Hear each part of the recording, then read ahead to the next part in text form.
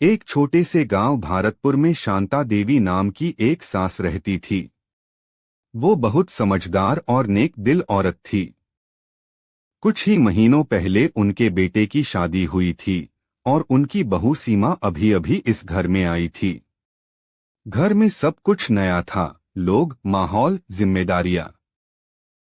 पहले ही दिन सास ने मुस्कुराकर कहा, बहू, घर में सबसे जरूरी चीज है इज्जत और अपनापन। बाकी सब तो धीरे धीरे सीख जाएगी तू। सीमा ने हाथ जोड़कर कहा। जी माँ, मैं पूरी कोशिश करूंगी। दिन बीतते गए। एक दिन खाना बनाते समय सीमा से नमक ज्यादा पड़ गया।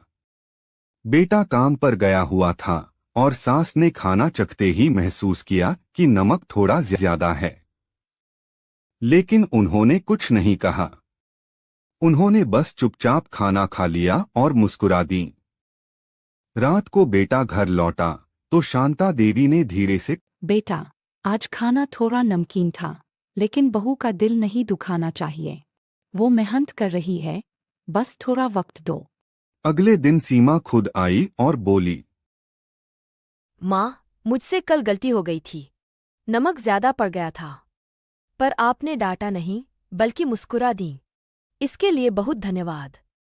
सास मुस्कुराई और बोली, गलती से ही इंसान समझता है। बहू, मैं भी तेरी उम्र में बहुत सी गलती करती थी। कुछ दिन बाद घर में पैसों की थोड़ी दिक्कत आने लगी। बेटे की नौकरी से गुजारा मुश्किल हो रहा था। सास ने अपने पुराने गहने निकाले और कहा, बहू, घर हमारा है, मुश्किलें भी हमारी। इसे संभालने के लिए हमें साथ रहना होगा।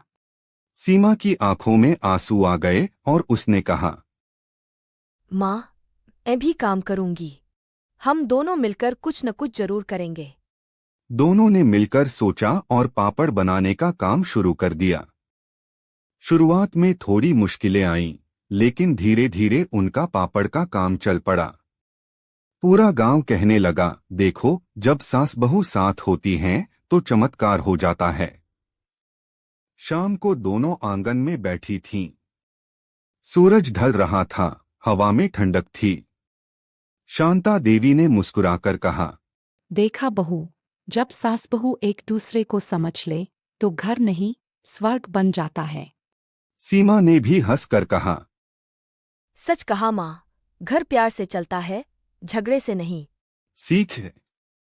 रिश्ते तकरार से नहीं, समझदारी और अपनापन से मजबूत बनते हैं।